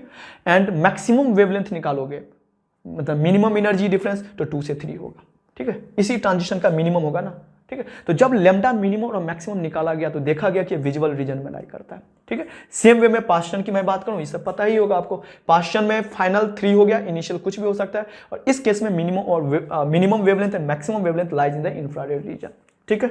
नेक्स्ट यदि मैं बात करूं तो ब्रैकेट के लिए होगा फाइनल 4 होता है, इनिशियल ये होता है, इंफ्रारेड रीजन में लाई करता है, पी फंड के लिए ये होता है, ठीक है। इस सभी को आप नोट कर लो,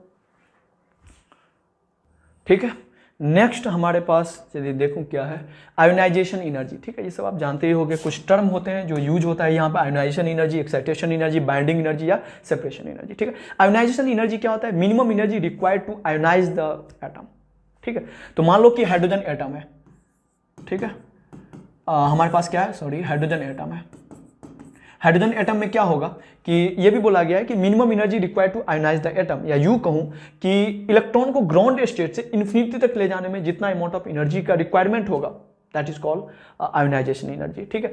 देखो हाइड्रोजन की यदि मैं बात करूं, हाइड्रोजन में तो सिंगल इलेक्ट्रॉन होता है, ठीक है, और मान लो कि ये इसका न्यूक्लियस है, इसके चारों भाग इलेक्ट्रॉन है, ठीक है, सिंगल इलेक्ट्रॉन है, वो भी ग्राउंड स्टेट में, ठीक है। तो फर्स्ट ऑर्बिट यहाँ होगा, यहाँ इलेक्ट्रॉन है, तो इस ऑर्बिट का कितना एनर्जी होगा, -13.6 इलेक्ट्रॉन वोल्ट, ठीक है।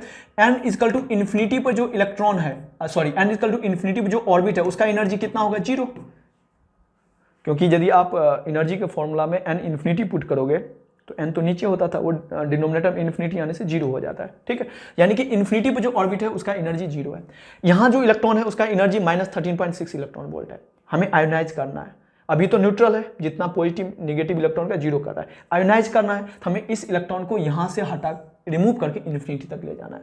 तो कितना इलेक्ट्रॉन को एनर्जी चाहिए, अभी एनर्जी -13.6 है, वहां तक जाने के लिए इन्फिनिटी पे इसका एनर्जी 0 होना चाहिए, तो कितना एनर्जी देना पड़ेगा, 13.6 इलेक्ट्रॉन वोल्ट। तो ionisation energy for hydrogen atom कितना हो जाएगा, 13.6 इलेक्ट्रॉन वोल्ट। यही आपसे पूछा जाता है कि ionisation energy for helium plus atom तो कितना हो जाता, तो हीलियम प्लस के केस में या हीलियम प्लस के केस में जो फर्स्ट ऑर्बिट का इलेक्ट्रॉन होगा उसका एनर्जी कितना होगा, -50.4 इलेक्ट्रॉन वोल्ट। इसको इन्फिनिटी पे ले जाना है, वहां का एनर्जी तो 0 ही होगा, तो कितना देना पड़ेगा, 54.4 इलेक्ट्रॉन वोल्ट। यानी कि ionisation energy of helium atom is 54.4 electron volt, ठीक है। ये हो गया। एक्साइटेशन एनर्जी क्या होता है कि एक ऑर्बिट से दूसरे ऑर्बिट तक जाने के लिए जितना इसको हमें अमाउंट ऑफ एनर्जी देना पड़ेगा दैट्स कॉल्ड एक्साइटेशन एनर्जी, ठीक है। मान लिया जाए कि यदि कोई इलेक्ट्रॉन मान लो यहाँ पे है, हम चाहते हैं फर्स्ट ऑर्बिट से सेकंड ऑर्बिट में पहुंच जाए, तो लोअर से हायर में जाने के लिए इलेक्ट्रॉन को एनर्जी देना पड़ेगा, कितना देना पड़ेगा, देखो यहाँ का -13.6 इलेक्ट्रॉन वोल्ट है, यहाँ कितना है, -3.4 इलेक्ट्रॉन वोल्ट, ठीक है। तो कितना देना पड़ेगा, तो यहाँ का एनर्जी माइनस यहाँ का, तो -3.4 माइनस ऑफ -13.6, ये कितना आ जाएगा 10.2 इलेक्ट्रॉन वोल्ट। यानी कि यह जो एनर्जी गैप है 10.2 इलेक्ट्रॉन वोल्ट, यानी कि इलेक्ट्रॉन को यहाँ से यहाँ तक पहुँचाने के लिए कितना अमाउंट ऑफ एनर्जी मुझे देना पड़ेगा 10.2 इलेक्ट्रॉन वोल्ट। इसी को हम लोग एक्साइटेशन बोलते हैं, ठीक है। ये हमारा फर्स्ट एक्साइटेशन हो गया। हम चाहते हैं इलेक्ट्रॉन, इस ऑर्बिट का इलेक्ट्रॉन यहाँ पे पहुंच जाए, तो कितना अमाउंट ऑफ एनर्जी देना पड़ेगा -1.51 प्लस 13.6, इस दोनों ऑर्बिट के एनर्जी डिफरेंस के बराबर, ठीक है। तो इसी को हम लोग बोल देते हैं एक्साइटेशन एनर्जी, ठीक है। ये बात हमने लिख भी दिया, energy required to move an electron from ground state to the other excitation state, ठीक है। ये हो गया।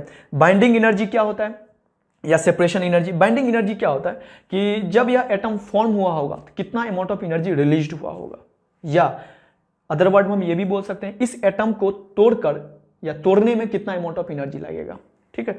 तो आप यदि बात करोगे हाइड्रोजन एटम के लिए, तो इनिशियली हाइड्रोजन एटम का जो भी कंस्टिट्यूएंट पार्टिकल है वो लार्ज सेपरेशन होगा, तो इनिशियल एनर्जी इसका 0 होगा, है ना, इनिशियल एनर्जी 0 होगा। लेकिन जब हाइड्रोजन एटम फॉर्म हुआ और वह इलेक्ट्रॉन और इसका जो हाइड्रोजन एटम का इलेक्ट्रॉन है यदि ग्राउंड स्टेट में हो गया, तो हाइड्रोजन एटम का कितना एनर्जी हो गया -13.6 इलेक्ट्रॉन वोल्ट, है ना। देखो इनिशियली जो इसके कॉन्स्टिट्यूएंट पार्टिकल है हाइड्रोजन एटम, उसका एनर्जी 0 था, फाइनली -13.6 इलेक्ट्रॉन वोल्ट हो गया, यानी कि एनर्जी घट रहा है तो वहीं एनर्जी रिलीज हुआ होगा। कितना रिलीज हुआ है 13.6 इलेक्ट्रॉन वोल्ट, है ना, 0 से इतना हो गया, यानी कि 13.6 इलेक्ट्रॉन वोल्ट निकला होगा एनर्जी, ठीक है।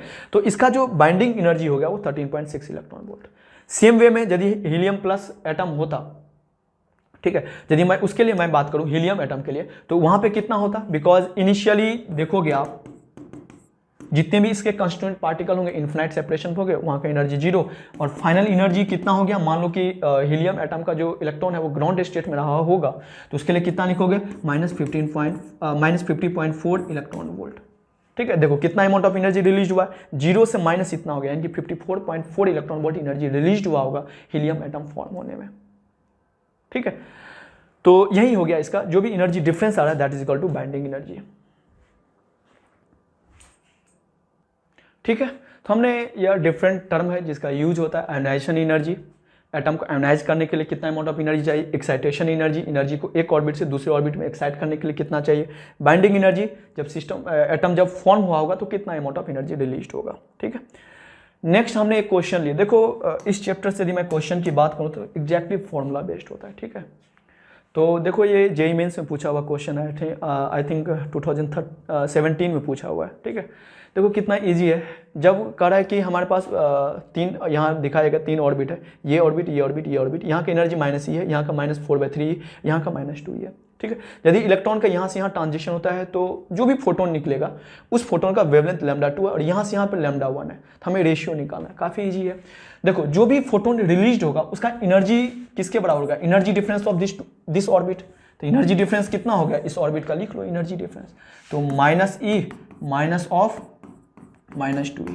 तो energy difference is equal to क्या होता है hc/λ, तो hc/λ1 यहाँ हो गया, तो क्या लिखोगे ये E is equal to hc/λ1, तो λ1 इज इक्वल टू hc/E, ठीक है।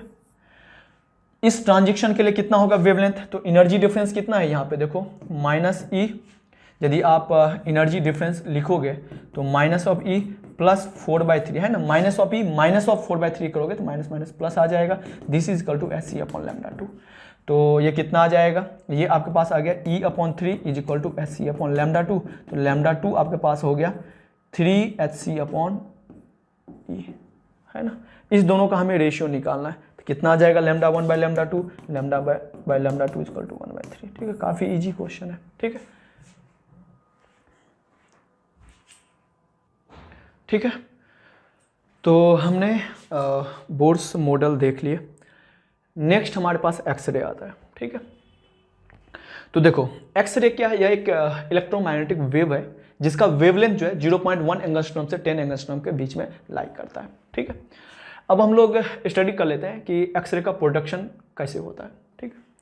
देखो आपको ये सब एक्चुअली पता ही होगा कि ये हमारे पास फिलामेंट है। जब फिलामेंट को हम लोग बैटरी से कनेक्ट करते हैं तो फिलामेंट हीट होता है और यहाँ से इलेक्ट्रॉन का इमिशन होता है, ठीक है, just come out from this surface. Electron जो है फिलामेंट से जस्ट निकलता है, मतलब यहाँ पे इस इलेक्ट्रॉन का काइनेटिक एनर्जी 0 है, ठीक है, काइनेटिक एनर्जी 0 है। अब हम लोग क्या करते हैं कि फिलामेंट एंड जो हमारे पास यह टारगेट मटेरियल है उसको हम लोग क्या करते हैं कि हाई वोल्टेज बैटरी से कनेक्ट कर देते हैं। और कनेक्ट करते समय ये ध्यान रखना है कि यहाँ पे नेगेटिव टर्मिनल तो बैटरी होना चाहिए, ये पॉजिटिव टर्मिनल, ठीक है। ऐसा क्यों? क्योंकि देखो कि हमारा टारगेट क्या है, टारगेट ये है कि यह इलेक्ट्रॉन है, यहाँ इलेक्ट्रॉन जस्ट कम आउट है, इसके पास कोई काइनेटिक एनर्जी नहीं है, यहाँ पे कोई काइनेटिक एनर्जी नहीं है, बट इसके बीच में वेरी हाई पोटेंशियल का बैटरी कनेक्टेड है और जिसके कारण इलेक्ट्रिक फील्ड इस डायरेक्शन में होगा, है ना। ये नेगेटिव टर्मिनल, ये पॉजिटिव टर्मिनल हो गया, तो इलेक्ट्रिक फील्ड का जो डायरेक्शन होगा due to this battery inside this X-ray tube in this direction होगा, ठीक है। अब इस इलेक्ट्रॉन पर फोर्स किधर लगेगा, F बराबर Q इंटू ई होता है, चार्ज नेगेटिव है तो इलेक्ट्रिक फील्ड उल्टा डायरेक्शन में, तो इस इलेक्ट्रॉन पे फोर्स इधर लगेगा, ठीक है। इस फोर्स का वैल्यू वेरी हाई होगा, क्यों? क्योंकि यह जो बैटरी है वेरी हाई वोल्टेज का है, तो इसके कारण जो इलेक्ट्रिक फील्ड होगा that is also very high value. उसके कारण very high amount of electric force acting on this electron, और वेरी हाई अमाउंट के इलेक्ट्रिक फोर्स के कारण इसके पास वेरी हाई एनर्जी आ जाता है, मतलब यह इलेक्ट्रॉन के पास टकराने से जस्ट पहले very high amount of kinetic energy आ जाता है, ठीक है। बिकॉज यहाँ से यहाँ इलेक्ट्रॉन पर हाई अमाउंट ऑफ फोर्स लगा, जिस कारण यह एक्सलेट होते गया और यहाँ पहुँचते इसके पास very high amount of energy आ जाता है, kinetic, very high amount of kinetic energy electron के पास आ जाता है, ठीक है। अब क्या होता है कि जब ये वेरी हाई अमाउंट ऑफ या हाईली एक्सलेटेड इलेक्ट्रॉन है, ये जब यह टारगेट मटेरियल से टकराता है तो टारगेट मटेरियल के अंदर चल जाता है, ठीक है। अब क्या होगा, हमारे पास ये टारगेट मटेरियल है ना, ये टारगेट मटेरियल है। जब highly accelerated electron collide with this target material then this electron enter inside this target material. अब इस इलेक्ट्रॉन के पास हाई अमाउंट का काइनेटिक एनर्जी है, यह क्या करता है, इस मटेरियल के अंदर चला गया, फिर वो धीरे धीरे अपना इधर उधर से टकरा कर रेस्ट में आ जाता है, ठीक है। मतलब यह धीरे धीरे अपना एनर्जी लॉस कर रहा है, ठीक है। अब देखो यह इलेक्ट्रॉन जो है हाईली एक्सेलरेटेड इलेक्ट्रॉन जिसके पास very high amount of kinetic energy था और फाइनली वह रेस्ट में आ जाता है। Initially high amount of kinetic energy था जब ये इंटर किया था और आफ्टर लॉन्ग टाइम इसके पास काइनेटिक एनर्जी 0 हो जाता है, यानी कि जो भी एनर्जी का लॉस हुआ है इस इलेक्ट्रॉन के पास जो भी एनर्जी था वो तो लॉस हो गया, वो कहाँ गया, that is released in form of photon, ठीक है। यह एनर्जी अपना जो भी यह इलेक्ट्रॉन अपना जो भी एनर्जी लॉस किया है वो फोटोन के फॉर्म में रिलीज्ड होगा और उस फोटोन का वेवलेंथ इसके बीच में आया होगा, इसीलिए उसका नाम हमने क्या रख दिया है, एक्सरे रख दिया है, ठीक है। इस वे में एक्सरे का प्रोडक्शन होता है। हाँ, यहाँ हम लोग वेरी हाई पोटेंशियल अप्लाई करते हैं ताकि वेरी हाईली एक्साइटेड इलेक्ट्रॉन आ जाए, वेरी हाई एनर्जी वाला इलेक्ट्रॉन आ जाए और यहाँ पे एक डिजायर्ड वेवलेंथ जो हमको चाहिए वह मिल सके, ठीक है। ये हमारे पास सिचुएशन है। अब आप सोचो कि कोई यहाँ इधर पॉजिटिव टर्मिनल कर देता है, इधर नेगेटिव, तो क्या होता, इलेक्ट्रिक फील्ड का डायरेक्शन इस डायरेक्शन में आ जाता है ना। यदि ये पॉजिटिव टर्मिनल हो जाता है और ये नेगेटिव तो इलेक्ट्रिक फील्ड इधर हो जाता, इलेक्ट्रॉन पे फोर्स इधर लगता तो इलेक्ट्रॉन यहाँ से यहाँ जाता ही नहीं, टारगेट मटेरियल से टकराता ही नहीं, एक्सरे का प्रोडक्शन ही नहीं होता, ठीक है। तो इस तरह का सिचुएशन होता है in production of the X-ray. Next यदि मैं बात करूं तो हमारे पास एक्सरे दो टाइप के होते हैं, one is the continuous X-ray, other is the characteristics X-ray, ठीक है। देखो एक्चुअली यहाँ पे क्या क्या सिचुएशन पॉसिबल है उसके अकॉर्डिंग यदि हम सोचें, देखो पहला तो ये सिचुएशन है कि हमारे पास यह एक टारगेट मटेरियल है, इसे हाईली एक्सेलरेटेड इलेक्ट्रॉन आया, टकराने के बाद इस मटेरियल के अंदर चला गया और यह अपना ऑसिलेशन इधर उधर करते करते धीरे धीरे ये रेस्ट में आ गया और इसका काइनेटिक एनर्जी 0 हो गया, ठीक है। एक तो ये वे है कि अपना यह एनर्जी कंटिन्यूअस वे में लॉस किया है और उस केस में जो भी एनर्जी लॉस हुआ है उसके करस्पॉन्डिंग फोटोन आया और उस फोटोन का वेवलेंथ हमारा 0.1 से 10 एंगस्ट्रॉम के बीच में हो गया, ठीक है। इस सिचुएशन में जो एक्सरे का प्रोडक्शन हुआ है that is called continuous X-ray, ठीक है। पहला पॉसिबिलिटी है। दूसरा पॉसिबिलिटी क्या है कि हमने समझ लिया ना कंटिन्यूअस एक्सरे कब निकलता है, कि मान लो कि यह जो इलेक्ट्रॉन है वह अगल बगल एटम से टकराते गया टकरा के धीरे धीरे अपना एनर्जी लॉस करते करते 0 हो गया। एक कंटिन्यूअस वे में एनर्जी इसका लॉस हो रहा है, तो इस केस में जो प्रोडक्शन होता है that is called continuous X-ray, ठीक है। दूसरा पॉसिबिलिटी क्या है कि यह जो हाईली एक्सेलरेटेड इलेक्ट्रॉन है जब वह मटेरियल के अंदर चला गया, टारगेट मटेरियल के अंदर, तो एक पॉसिबिलिटी ये भी है कि इस टारगेट मटेरियल के अंदर जो एटम है उसके लिए यदि मैं बात करूं तो उसके बहुत सारे ऑर्बिट होंगे, है ना, K सेल होगा, L सेल होगा, M सेल होगा, तो ये K हो गया, L हो गया, M हो गया, है ना। अब यह मान लो कि K सेल में भी इलेक्ट्रॉन था, K सेल में भी इलेक्ट्रॉन था, ठीक है। टारगेट मटेरियल का जो इलेक्ट्रॉन है मान लो K सेल में था। जब ये हाईली एक्सेलरेटेड इलेक्ट्रॉन यहाँ आया, हाईली एक्सेलरेटेड इलेक्ट्रॉन जब टारगेट मटेरियल के अंदर गया, तो एक पॉसिबिलिटी है कि यह जो हाईली एक्सेलरेटेड इलेक्ट्रॉन है यह K सेल के इलेक्ट्रॉन को यहां से खाली कर दे, ठीक है, K सेल के इलेक्ट्रॉन को यहां से खाली कर दे, जिसके कारण यहाँ पे वैकेंसी क्रिएट हो जाएगा, है ना। K सेल से मान लो कोई इलेक्ट्रॉन को, यहाँ इलेक्ट्रॉन था, उसको या हाईली एक्सेलरेटेड इलेक्ट्रॉन आया, टकराया और इलेक्ट्रॉन यहाँ से निकल गया। तो इलेक्ट्रॉन यदि K सेल का इलेक्ट्रॉन यहाँ निकल गया तो यहाँ की वैकेंसी आ गया। Now this vacancy have tendency to fill by the higher orbit electron. तो हो सकता है कि L सेल का इलेक्ट्रॉन यहाँ से यहाँ फिल करने चला गया होगा, या ये भी हो सकता है कि M सेल का इलेक्ट्रॉन यहाँ से यहाँ चला गया होगा इस वैकेंसी को फिल करने के लिए। और एक बात हम लोग जानते हैं कि यदि हायर ऑर्बिट से लोअर ऑर्बिट में इलेक्ट्रॉन आता है तो एनर्जी रिलीज होता है इन फॉर्म ऑफ फोटोन। तो यहाँ भी क्या होगा कि वैकेंसी के कारण जो हायर ऑर्बिट के इलेक्ट्रॉन है वो फिल करने आएगा, तब ये फोटोन रिलीज होगा और उस फोटोन का वेवलेंथ 0.1 एंगस्ट्रॉम से 10 एंगस्ट्रॉम के बीच में लाई किया होगा, तो यह एक एक्सरे हो जाएगा। और इस टाइप का जो एक्सरे होता है that is called characteristics X-ray, ठीक है। तो दोनों में अंतर समझ में आ गया होगा। यहाँ पे इलेक्ट्रॉन का इजेक्शन होता है जिस कारण वैकेंसी आता है। नो दिस वैकेंसी को फिल करता है हायर ऑर्बिट का इलेक्ट्रॉन। जब ये इलेक्ट्रॉन हायर से लोअर ऑर्बिट में आएगा तो एनर्जी रिलीज होता है in the form of photon. इस केस में कैरेक्टरिस्टिक्स एक्सरे का प्रोडक्शन होता है, ठीक है। ये हमारे पास हो गया। यदि मैं नेक्स्ट एक बात करूं कि अच्छा इसके बाद हमारे पास ये इंटेंसिटी ऑफ एक्सरे, ठीक है। एक चीज़ आप देखो कि पॉसिबिलिटी ये है कि हमारे पास मान लो कि टारगेट मटेरियल है और टारगेट मटेरियल का जो एटम है उसके K सेल होंगे, L सेल होंगे, है ना। तो ये हमारे पास K सेल हो गया, ये हमारे पास L सेल हो गया, हो सकता है इसका M सेल भी हो, ठीक है, N सेल भी होगा, ठीक है, इस टाइप का हो गया। मान लेते हैं कि हाईली एक्सेलरेटेड इलेक्ट्रॉन ने क्या किया, K सेल के इलेक्ट्रॉन को खाली कर दिया, तो यहाँ वैकेंसी आ गया। तो यदि L सेल का इलेक्ट्रॉन फिल करने आया है, ठीक है, इस केस L सेल का इलेक्ट्रॉन आया फिल करने के लिए तो फोटोन रिलीज होगा, ठीक है। तो उस फोटोन का जो वेवलेंथ होगा उसको हम लोग क्या बोलते हैं, या देखो जब ये हायर से लोअर में आया तो एनर्जी रिलीज हुआ इन फॉर्म ऑफ फोटोन, ठीक है। और उस फोटोन का वेवलेंथ जरूर लाइक क्या होगा 0.1 एंगस्ट्रॉम से 10 एंगस्ट्रॉम के बीच में, यानी कि वो एक्सरे का फोटोन हो गया, ठीक है। तो वह जो कैरेक्टरिस्टिक्स एक्सरे होगा उसका नाम क्या होगा, तो देखो K सेल में वैकेंसी है तो K तो होगा ही, जस्ट एक ऊपर वाला ऑर्बिट भरने के लिए आ रहा है तो K अल्फा नाम दे देंगे, ठीक है। यदि L वाला भरने आया तो K अल्फा। ऐसा भी पॉसिबिलिटी है कि K सेल के वैकेंसी को M वाला आ जाए तो इसका नाम क्या हो जाएगा, K बीटा कैरेक्टरिस्टिक्स एक्सरे, ठीक है, K बीटा कैरेक्टरिस्टिक्स एक्सरे।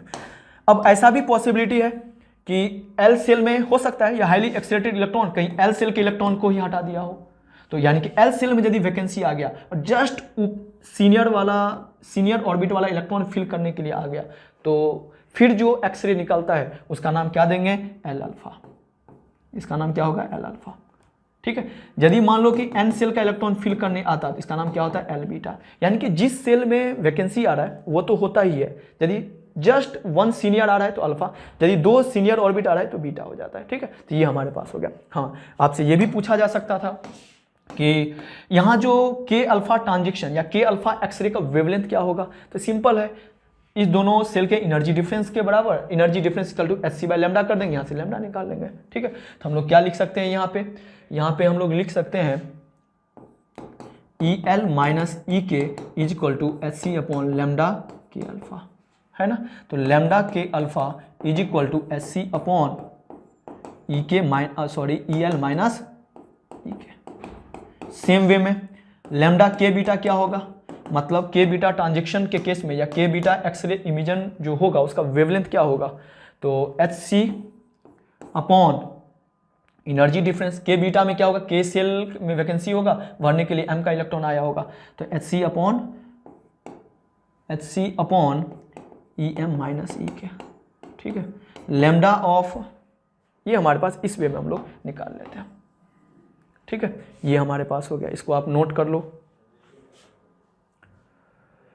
ठीक है। अब हमें ग्राफ बनाना है, ठीक है। ग्राफ के लिए एक चीज़ आप यहाँ पे देखो कि देखो हमारा जो यहाँ पे एक्सरे था, यहाँ पे जो एक्सरे है इसका मैक्सिमम एनर्जी कितना हो सकता है।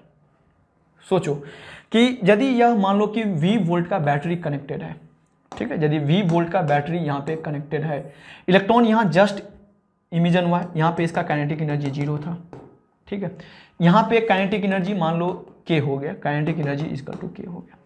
यहाँ से यहाँ इलेक्ट्रॉन में देखो यहाँ का पोटेंशियल तो 0 हो गया और यहाँ का पोटेंशियल माइनस EV हो गया, है ना। यहाँ से यहाँ इस इलेक्ट्रॉन का पोटेंशियल एनर्जी लॉस हुआ है और काइनेटिक एनर्जी में गेन हुआ है। एनर्जी कंजर्वेशन से हम लोग बोल सकते हैं कि जो इलेक्ट्रॉन होगा यहाँ पे इसका जो एनर्जी होगा वो किसके बराबर होगा, तो EV के बराबर होगा, है ना। जो ये हाईली एक्सेलरेटेड इलेक्ट्रॉन है उसका एनर्जी किसके बराबर होगा, EV के बराबर होगा, क्योंकि यहाँ से यहाँ तक, या यूँ कहूँ कि हमें ये बोलना चाहिए कि यहाँ पे जो इलेक्ट्रॉन है, ठीक है, यहाँ पे जो इलेक्ट्रॉन था ये जस्ट कम आउट हुआ था, तो यहाँ का काइनेटिक एनर्जी 0 और यहाँ का पोटेंशियल 0 होगा, इस टर्मिनल का 0 पोटेंशियल, तो यहाँ का पोटेंशियल एनर्जी भी 0 हो गया, ठीक है। जब इलेक्ट्रॉन यहाँ पे आएगा तो यहाँ का पोटेंशियल एनर्जी कितना हो गया, माइनस EV हो गया, काइनेटिक एनर्जी K है, ठीक है। तो यहाँ से यहाँ में काइनेटिक एनर्जी का गेन हुआ है, पोटेंशियल एनर्जी का लॉस हुआ है, तो एनर्जी कंजर्वेशन हम बोल सकते हैं K बराबर EV, ठीक है। ये हमारे पास हो गया। अब क्या होगा कि यह जो इलेक्ट्रॉन इंटर करता था उसी इलेक्ट्रॉन के एनर्जी लॉस के कारण एक्सरे का प्रोडक्शन होता था। अब ऐसा पॉसिबिलिटी है कि यदि पूरे के पूरे इलेक्ट्रॉन ने जितना भी एनर्जी लॉस किया है, इलेक्ट्रॉन ने जितना भी एनर्जी लॉस किया, यदि पूरे के पूरे एनर्जी एक्सरे में कन्वर्ट हो रहा है तो वह क्या होगा, maximum energy of the X-ray, ठीक है। जब एक्सरे का एनर्जी मैक्सिमम होगा तो वेवलेंथ क्या होगा, मिनिमम होगा, ठीक है। तो हमने क्या देखे कि minimum wavelength hc by lambda minimum is equal to किसके बराबर होगा, E इंटू V के बराबर होगा, है ना, क्योंकि एक्सरे का मैक्सिमम एनर्जी कितना आ रहा है, EV, इस एनर्जी पे वेवलेंथ क्या होगा, वही तो लैम्डा मिनिमम होगा, तो EV बराबर hc बाय लैम्डा मिनिमम, तो लैम्डा मिनिमम कितना हो गया, hc अपॉन EV आ गया, ठीक है। तो यही चीज हमने यहाँ पे लिखेंगे कि यह जो हमारा मिनिमम लैम्डा मिनिमम है that is equal to hc upon EV, ठीक है, ये हमारे पास हो गया।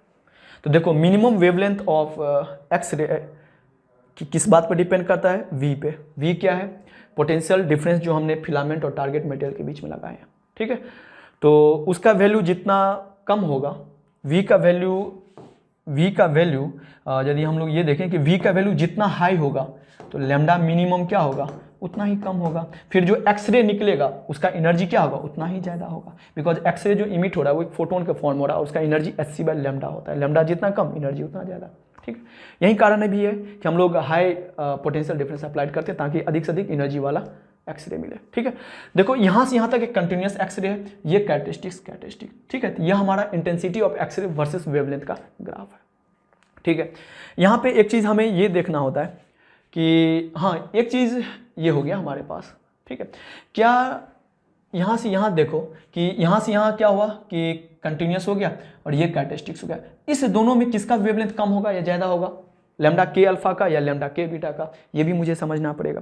कैसे करोगे, तो देखो यदि हम लोग ये निकाले कि हमारे पास क्या था कि ये K हो गया, ये L हो गया, ये हमारे पास M हो गया, है ना।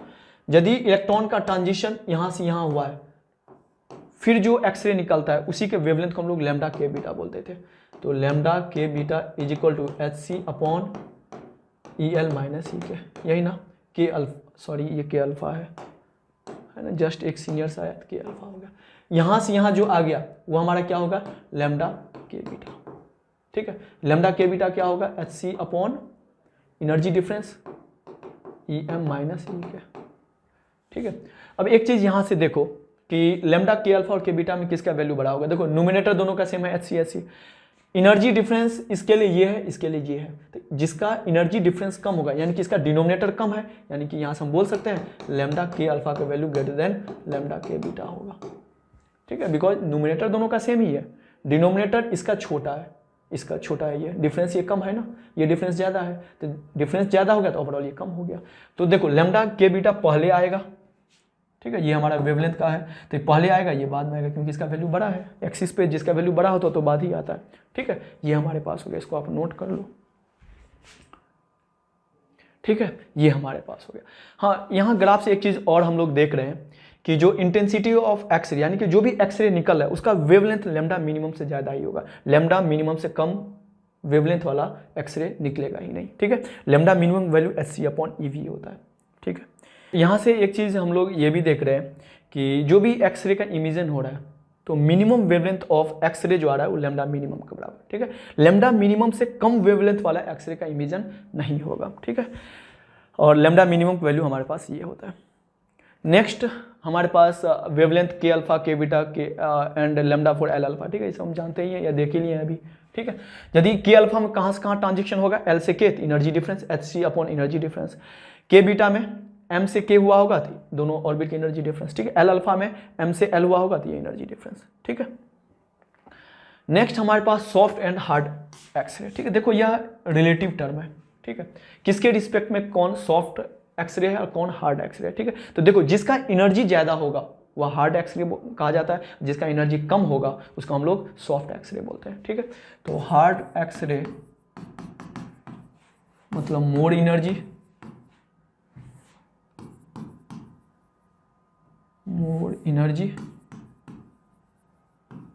और स्मॉल वेवलेंथ, है ना।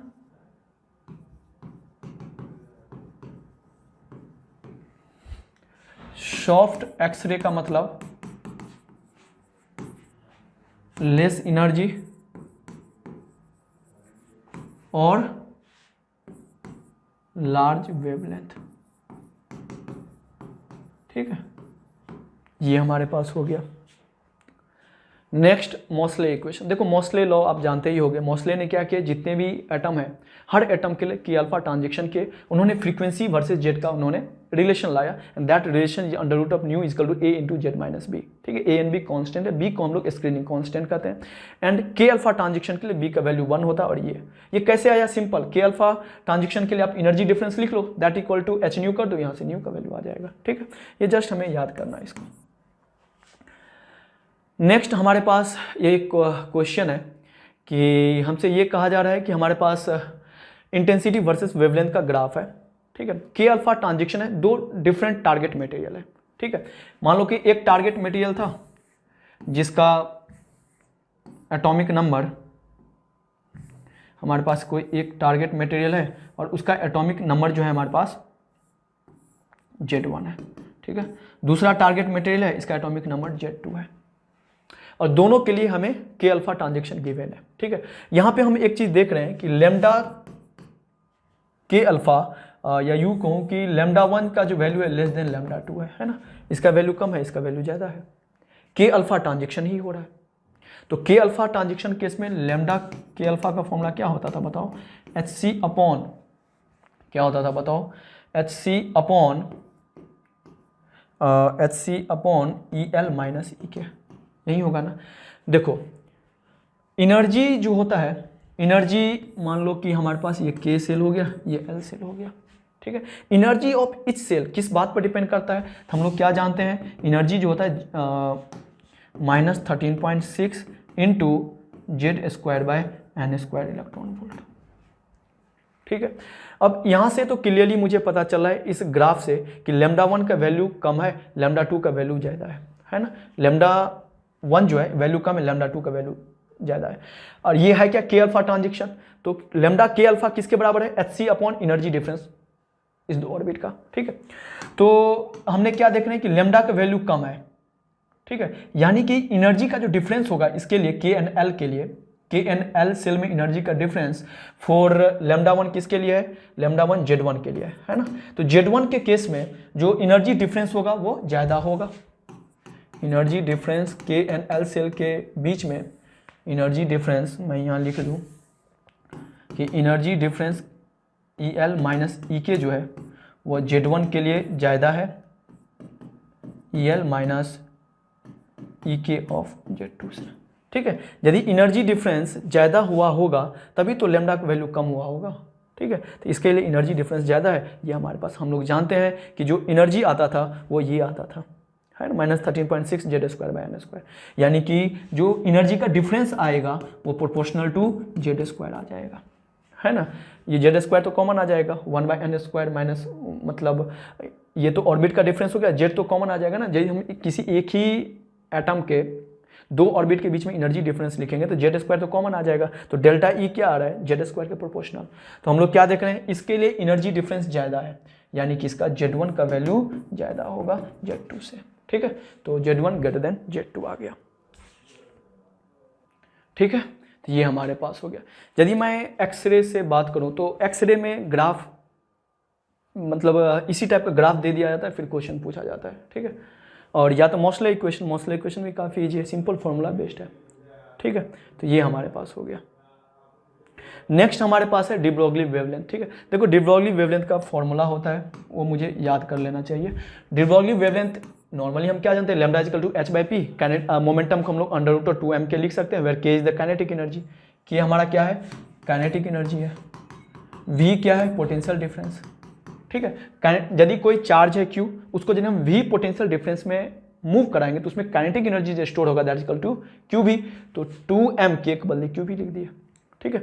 De Broglie wavelength for an electron formula ये हमारे पास होता है √150/V, ठीक है। जिस पोटेंशियल डिफरेंस में इलेक्ट्रॉन को आप मूव करा रहे हो वह पोटेंशियल डिफरेंस होता है, वोल्ट में होता है, और लैम्डा का वैल्यू एंगस्ट्रम में आएगा, ठीक है। De Broglie wavelength for the gas molecule h/√3m kT, ठीक है। m क्या हो गया, मोलर मास हो गया, k क्या हो गया, बोल्ट्जमैन कांस्टेंट, t क्या है, टेम्परेचर इन द केल्विन हमें पुट करना है, ठीक है। यदि क्वेश्चन आएगा भी सिंपल फॉर्मूला बेस्ड क्वेश्चन आता है, ठीक है। इसी के साथ मॉडर्न फिजिक्स 1 जो है समाप्त हो जाता है, ठीक है। इसमें हमने क्या क्या देखे, सबसे पहले यदि मैं बात करूँ फोटो इलेक्ट्रिक इफेक्ट देखें, then atomic structure, then X-ray, ठीक, और हर टाइप के कॉन्सेप्ट लिए। यदि इस चैप्टर से क्वेश्चन कैसा पूछा जाता है तो फॉर्मूला बेस्ड पूछा जाता है, ठीक है। Thank you.